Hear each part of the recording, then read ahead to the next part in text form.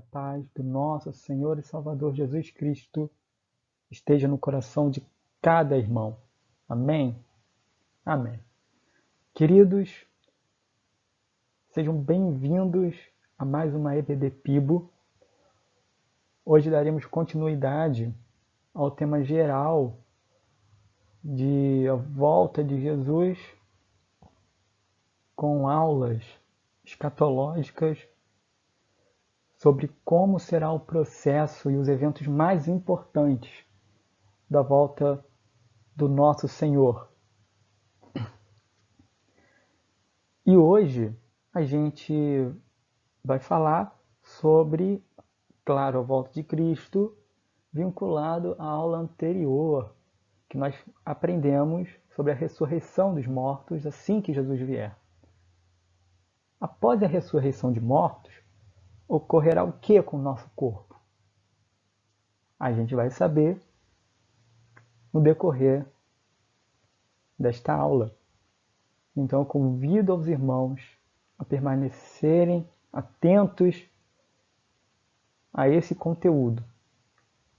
Mas antes, vamos orar. Vamos pedir ao nosso Deus para que Ele nos ilumine, porque o importante é a gente não colocar o que a gente pensa, o que a gente acha, mas pegar aquilo que está na palavra de Deus e tornar aquela palavra verdadeira na nossa vida. Principalmente quando for ensinar alguém. Então vamos orar humildemente ao nosso Deus. Senhor, muito obrigado por mais essa oportunidade. Mais uma aula com um tema, Senhor, que talvez para muitos ainda seja difícil compreender. Eu oro para que a aula seja iluminadora para todos, a fim de que ninguém caia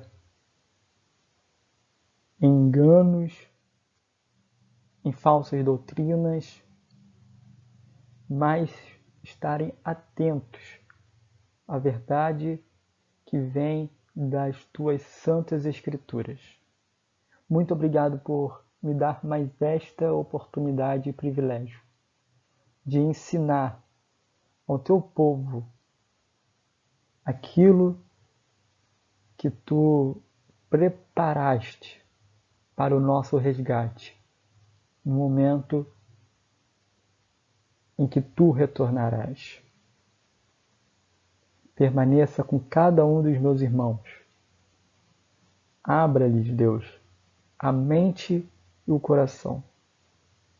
No nome de Jesus. Amém. Amém. Queridos, teremos muitas referências bíblicas, então eu espero que os irmãos me acompanhem durante as leituras. Eu farei uma leitura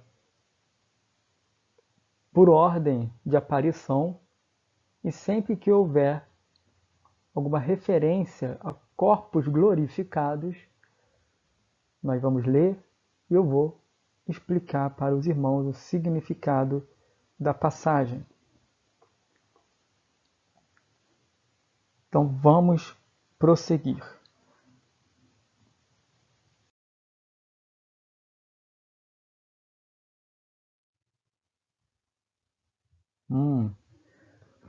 A glória se manifestará aos crentes. Vamos ver isso em Daniel, capítulo 12. Daniel, capítulo 12. Último capítulo deste livro tão importante. Todos os livros da Bíblia são importantes, mas para a nossa aula, Daniel tem uma presença marcante. Daniel capítulo 12. Acharam o capítulo 12? Então vamos o verso 3 e o verso 10. O verso 3 diz: Os que forem sábios, pois, resplandecerão como um fulgor do firmamento. E os que a muitos conduzirem à justiça como as estrelas, sempre e eternamente. Resumindo, agora o 10, perdão, antes que eu continue. Muitos serão purificados, embranquecidos e provados. Vou parar aí, a parte A. A relação do verso 10, parte A, com o verso 3, é porque os dois casos estão falando da glorificação dos corpos daqueles que, se entregando ao Evangelho, por isso chamados sábios, e aqueles que levarão muitos à justiça, ou seja, como mensageiros de Deus, evangelizariam de alguma maneira, não necessariamente como pastor, não necessariamente como professor de EBD, mas sendo um irmão, qualquer irmão em Cristo, levando uma pessoa não crente ao Senhor, se fosse convidando essa pessoa à igreja, essa pessoa se convertendo no dia, seja numa conversa, a pessoa se convertendo depois, essa é a pessoa, é o sábio que leva as pessoas à justiça. Então, qual será o fim de quem leva um outro alguém à justiça de Deus? É o resplendor. Brilharão como a luz do sol. Os irmãos já procuraram olhar para o sol quando não há nuvens no céu? A gente até resiste, porque é uma luz muito intensa. Então, dessa forma é que seremos transformados. E isso indicará que nós vencemos. Mais à frente, nós vamos voltar a essa mesma ideia da vitória sobre a morte, da vitória sobre os inimigos do Senhor. E o que ganharemos com isso, embora de uma maneira graciosa, porque pelas nossas ações nós não merecemos nada. E isso já está muito claro. Portanto, a glória se manifestará aos crentes, na Bíblia chamados sábios. Vamos ver mais. Marcos. Vamos para Marcos, capítulo 9, do verso 2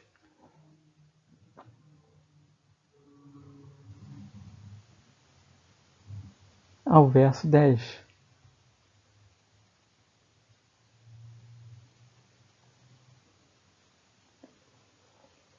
Fala de um evento super importante da palavra de Deus e no contexto da nossa aula. 6 dias depois, tomou Jesus consigo a Pedro, Tiago e João, e levou-os sós à parte a um alto monte. Foi transfigurado diante deles. As suas vestes tornaram-se resplandecentes e sobremodo brancas, como nenhum lavandeiro na terra as poderia alvejar. Apareceu-lhes Elias com Moisés e estavam falando com Jesus. Então Pedro, tomando a palavra, disse: Mestre, bom é estarmos aqui e que façamos 3 tendas. Uma será tua, outra para Moisés e outra para Elias. Pois não sabia o que dizer, por estarem eles aterrados. A seguir veio uma nuvem que os envolveu, e dela uma voz dizia: Este é o meu filho amado. A ele ouvi. E, de relance, olhando ao redor, a ninguém mais viram com eles, senão Jesus. Ao descerem do monte, ordenou-lhes Jesus que não divulgassem as coisas que tinham visto, até o dia em que o Filho do Homem ressuscitasse dentre os mortos. Eles guardaram a recomendação, perguntando uns aos outros o que seria o ressuscitar dentre os mortos. Então, essa passagem foi uma amostragem de como o corpo do crente ressurreto com Cristo ficará.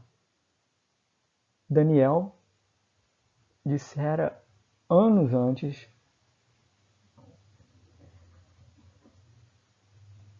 que os sábios e os que levam as pessoas à justiça seriam tão brilhantes quanto a luz do sol e quanto as estrelas.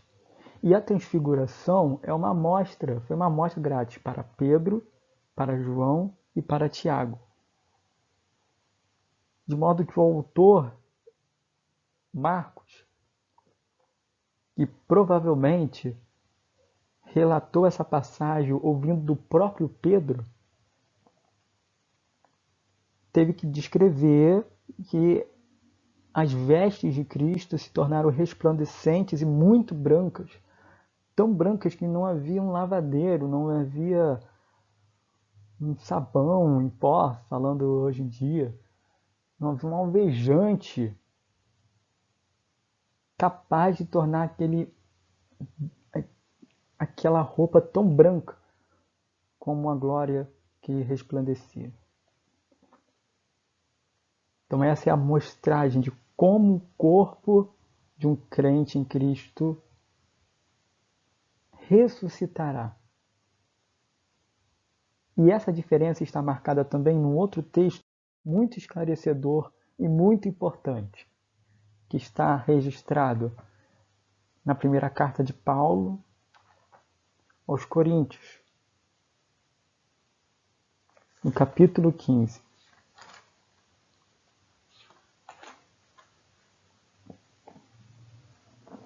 Se os irmãos acharem que eu estou indo muito rápido na hora de procurar a referência bíblica, os irmãos podem pausar o vídeo, ler aqui 1 Coríntios 15 e, quando acharem, toquem o vídeo de novo. Leamos então do verso 35 ao 54. Mas alguém dirá: como ressuscitam os mortos? E em que corpo vem? Insensato! O que semeias não nasce se primeiro não morrer. E, quando semeias, não semeias o corpo que há de ser, mas o simples grão, como de trigo ou de qualquer outra semente. Mas Deus lhe dá corpo como lhe aprouve dar. E a cada uma das sementes o seu corpo apropriado. Nem toda a carne é a mesma. Porém, uma é a carne dos homens, outra a dos animais, outra a das aves e outra a dos peixes.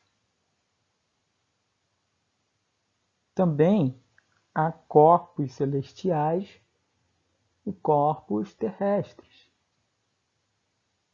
E sem dúvida, uma é a glória dos celestiais e a outra a dos terrestres.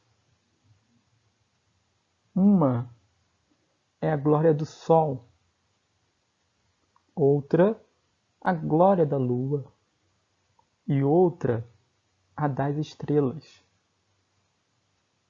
porque até entre estrela e estrela há diferenças de esplendor, de brilho, de luz. Pois assim também é a ressurreição dos mortos. Semeia-se o corpo na corrupção, ressuscita na incorrupção. Semeia-se em desonra, ressuscita em glória. Semeia-se em fraqueza, ressuscita em poder. Semeia-se corpo natural, ressuscita corpo espiritual. Se há corpo natural, há também corpo espiritual. Pois assim está escrito: o primeiro homem, Adão, foi feito alma vivente. O último Adão, porém, é espírito vivificante. Mas não é primeiro o espiritual, e sim o natural. Depois o espiritual. O primeiro homem, formado da terra, é terreno. O segundo homem é do céu. Como foi o primeiro homem, o terreno, tais são também os demais homens terrenos. E, como é o homem celestial, tais também os celestiais. E, assim como trouxemos a imagem do que é terreno, devemos trazer também a imagem do celestial. Isto afirma, irmãos, que a carne e o sangue não podem herdar o reino de Deus, nem a corrupção herdar a incorrupção. Eis que vos digo um mistério: nem todos dormiremos, mas transformados seremos todos. No momento, no abrir e fechar de olhos, ao ressoar da última trombeta. A trombeta soará, os mortos ressuscitarão incorruptíveis, e nós seremos transformados.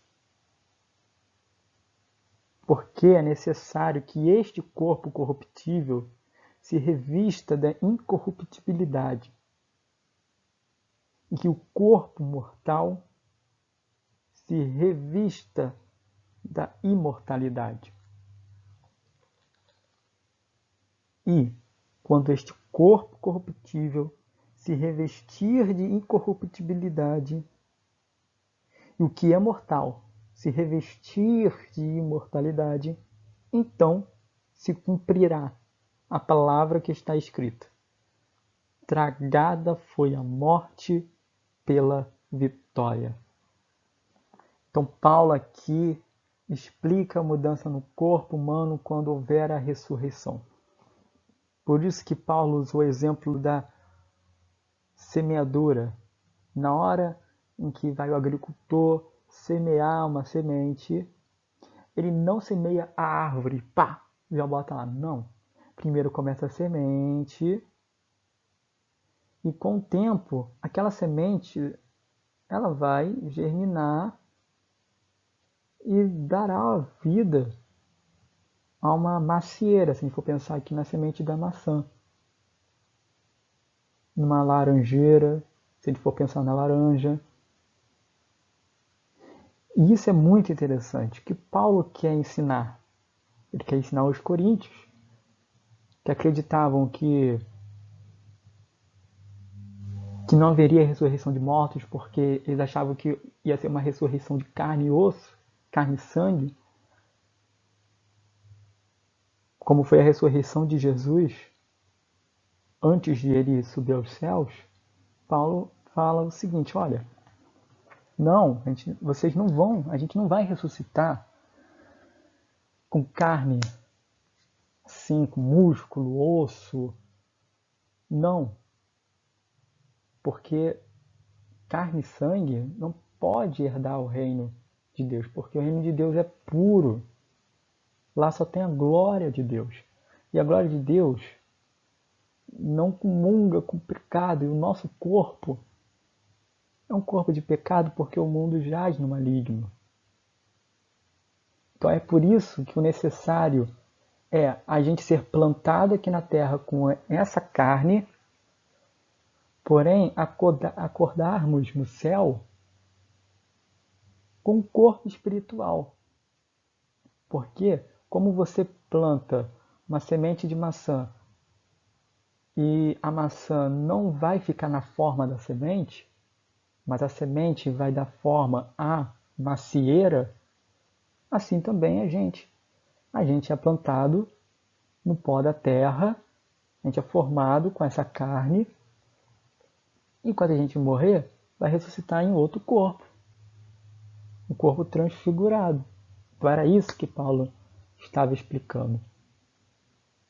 E a ressurreição demonstra que nós, os crentes em Jesus, vencemos a morte. Porque os irmãos se lembrem, haverá uma segunda morte para aqueles que não comunharão com Jesus, que rejeitarão a sua palavra e preferirão a vida no pecado. Esses terão a segunda morte, que é o lago de fogo, para onde vão Satanás e seus anjos, as bestas, até mesmo o inferno e a própria morte. Mas nós vamos receber a ressurreição com um corpo diferente do nosso. Um corpo espiritual, perfeito, sem rugas, sem máculas, sem mancha alguma. Demonstrando assim a misericórdia do Senhor sobre nós. Porque se não fosse pela graça, jamais ressuscitaríamos para a glória de Deus. É por isso que Paulo também diz que é necessário, quando a gente estiver no céu, que o nosso corpo mortal seja revista de imortalidade. Nosso corpo corrupto, sujo, de incorruptibilidade, com a perfeição. Então os irmãos estão entendendo a lógica? Imaginem aquele monte da transfiguração e o momento da transfiguração. É assim que será. Prosseguindo, querido. Paulo mais uma vez vai relembrar a nós e vai ensinar, provavelmente pela primeira vez, aos Tessalonicenses,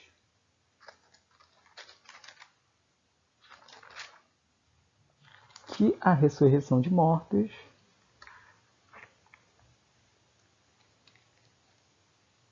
é um consolo para nós que perdemos algum ente querido em Cristo Jesus.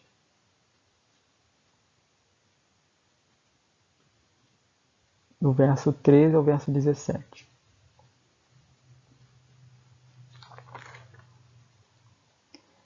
Não queremos, porém, irmãos, que sejais ignorantes com respeito aos que dormem, para não vos entristecerdes como os demais, que não têm esperança. Pois, se cremos que Jesus morreu e ressuscitou, assim também Deus, mediante Jesus, trará em sua companhia os que dormem. Ora, ainda vos declaramos, por palavra do Senhor, isto: nós, os vivos, os que ficarmos até a vinda do Senhor, de modo algum precederemos, ou seja, ressurgiremos antes dos que dormem. Porquanto o Senhor mesmo, dada a sua palavra de ordem, ouvida a voz do arcanjo e ressoada a trombeta de Deus, descerá dos céus, e os mortos em Cristo ressuscitarão primeiro. Depois, nós, os vivos, os que ficarmos, seremos arrebatados, juntamente com eles, entre nuvens, para o encontro do Senhor nos ares. E assim estaremos para sempre com o Senhor. Lembra, irmão, da aula anterior, eu cheguei a usar esse mesmo texto para explicar a ressurreição de mortos, que é uma verdade, que vai ocorrer. E há uma ordem. Primeiro, Cristo vai se levantar. Ele vai então aparecer. Cristo já se levantou. Depois ele vai voltar. Quando ele voltar, os que já morreram antes da gente vão surgir com ele. Ressuscitar em corpo humano. Um corpo glorificado. Corpo diferente, como a gente acabou de ler em 1 Coríntios 15. Então, os que morreram antes de nós, em Cristo Jesus, ou seja, morreram crentes em Jesus, eles ressuscitarão e, se por acaso Jesus voltar e estivermos vivos, seremos em seguida arrebatados. E vamos deixar esse corpo, essa roupa, e seremos transfigurados junto com Cristo. Então Paulo consola com essa explicação os tessalonicenses que perderam irmãos em Cristo, explicando essa ressurreição, que vamos rever, perdão, irmãos, vamos rever os nossos queridos e amados irmãos, e até mesmo conhecer aqueles que nos precederam. Então, o que isso quer dizer? Quer dizer, óbvio, por exemplo, o apóstolo Paulo vai aparecer primeiro do que a gente quando Jesus voltar. Muito claro. E só com o corpo glorificado que vamos receber é que poderemos ficar face a face a Cristo nas nuvens. Porém, há mais, irmãos. Em Apocalipse, verso 7,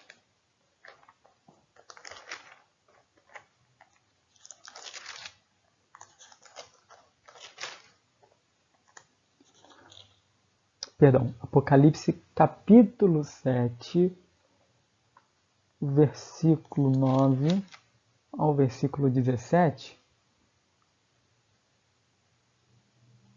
João narrará uma outra visão que ele tem entre o sexto selo e o sétimo selo. Quando Jesus retira o sexto selo, olha o que João vê. Ele vê duas coisas. Os 144 mil selados de Israel e tem a visão dos glorificados. Ele explica que visão foi essa. Depois destas coisas, de todos os selos retirados até agora, vi, e eis grande multidão que ninguém podia numerar, de todas as nações, tribos, povos e línguas, em pé diante do trono e diante do Cordeiro, vestidos de vestiduras brancas, com palmas nas mãos, relembrando a entrada triunfal de Jesus em Jerusalém. E clamavam em grande voz, dizendo: ao nosso Deus, que se assenta no trono, e ao Cordeiro pertence a salvação. A salvação vem de nós, dos nossos atos. Está confirmado aqui. Vem de Deus e do Cordeiro. Por isso que rendemos graças a Ele. todos os anjos estavam de pé rodeando o trono, rodeando os anciãos e os 4 seres viventes. E ante o trono se prostraram sobre o seu rosto e adoraram a Deus, dizendo: Amém. O louvor e a glória e a sabedoria e as ações de graças e a honra e o poder e a força sejam o nosso Deus, pelos séculos dos séculos. Amém. Um dos anciãos tomou a palavra, dizendo: Estes que se vestem de vestiduras brancas, quem são e de onde vieram? Respondi eu, João, a ele: Meu Senhor, tu o sabes. Ele então me disse: São estes os que vêm da grande tribulação. Lavaram suas vestiduras e as alvejaram no sangue do Cordeiro. Razão porque se acham diante do trono de Deus e o servem de dia e de noite no seu santuário. E aquele que se assenta no trono estenderá sobre eles o seu tabernáculo. Jamais terão fome, nunca mais terão sede. Não cairá sobre eles o sol, nem ardor algum. Pois o Cordeiro que se encontra no meio do trono os apacentará e os guiará para as fontes da água da vida. E Deus lhes enxugará dos olhos toda lágrima. Aleluia. Seguindo a linha de raciocínio, quando os nossos irmãos em Cristo, principalmente os mártires, porque João deixa claro aqui a palavra do ancião dos anciãos, os 24 anciãos, voltando um pouquinho para relembrar, representam as 12 tribos de Israel, os 12 representantes da tribo de Israel, os 12 filhos de Jacó, mais os 12 apóstolos. Lembrando que Judas não faz parte, Judas Iscariotes. No lugar dele fica Matias. Então, os 12 apóstolos com os 12 líderes, 12 cabeças da tribo de Israel, somando 24 anciãos. Um desses afirma que aquela multidão de branco, já que o branco na Bíblia representa pureza, a perfeição,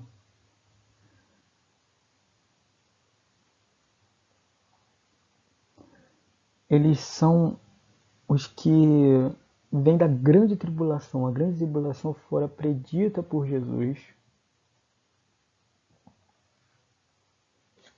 Mateus. E essa tribulação fala de uma perseguição que haveria, uma situação em que quem estava no campo tinha que correr, quem estava no telhado de casa tinha que ficar no telhado de casa, quem estava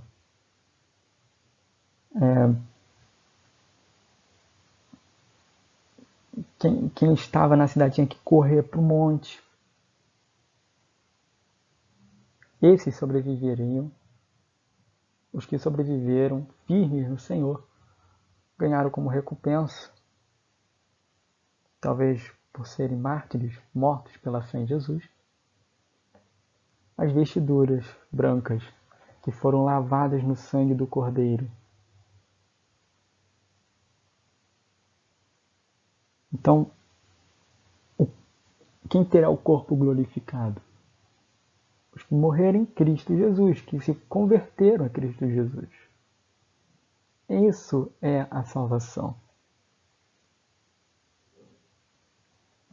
E foram convocados a se mantiverem de pé diante de Deus e do Cordeiro. Portanto, são os sábios também de Daniel, lembram-se?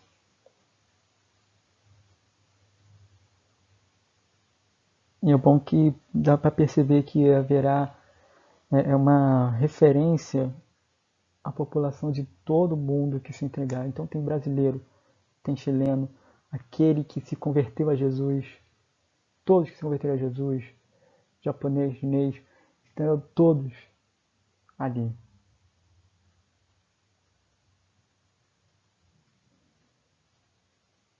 Eu estarei lá. Creio que o irmão que está me assistindo, faz parte da PIBO, também estará lá. E caso você que está me assistindo agora ainda não tomou uma decisão, você pode tomar uma decisão, procurar alguma igreja, procurar a PIBO. E tenha uma conversa com algum pastor, tire as suas dúvidas e será muito bem-vindo na casa de Deus quando você tomar a decisão de servir esse Deus perfeito. Queridos, finalizamos mais uma aula. Louvado seja o Senhor. E mais uma vez eu agradeço a todos os irmãos que estão ouvindo a aula, que têm comentado, que têm aprendido. Que Deus abençoe. É uma tarefa muito difícil. Eu servi de mensageiro do Senhor, porém eu sou muito grato a Cristo Jesus por Ele ter me escolhido e me capacitando, ainda estou no processo, de levar a mensagem dele em forma de aula. Que Deus abençoe. Vamos orar. Agradecer a Deus por esse plano magnífico de salvação, o qual estamos comemorando hoje, domingo de Páscoa. Vamos agradecer, vamos dar ações de graças, porque digno ao Senhor de todas as ações de graças, de louvor, honra, poder. E a Deus e ao Cordeiro pertence a salvação. Amém? Oremos. Senhor, gratos te somos, porque o Senhor é bom e a tua misericórdia dura para sempre. A prova disso é porque estamos aqui, vivos, respirando, com a oportunidade de louvarmos o teu nome, ouvirmos de ti e nos lembrarmos da passagem da nossa vida das trevas para a tua maravilhosa luz. Da mesma forma como houve a passagem do teu povo hebreu, com Moisés à frente, do Egito a Canaã. Tu és este Deus, o Deus de resgate, de salvação, de liberdade. Senhor, eu oro para que mais pessoas possam conhecer a Ti, reconhecerem a Tua soberania e desejarem no coração viver uma vida santa e agradável a Ti. Muito obrigado por esta aula que muito me tocou.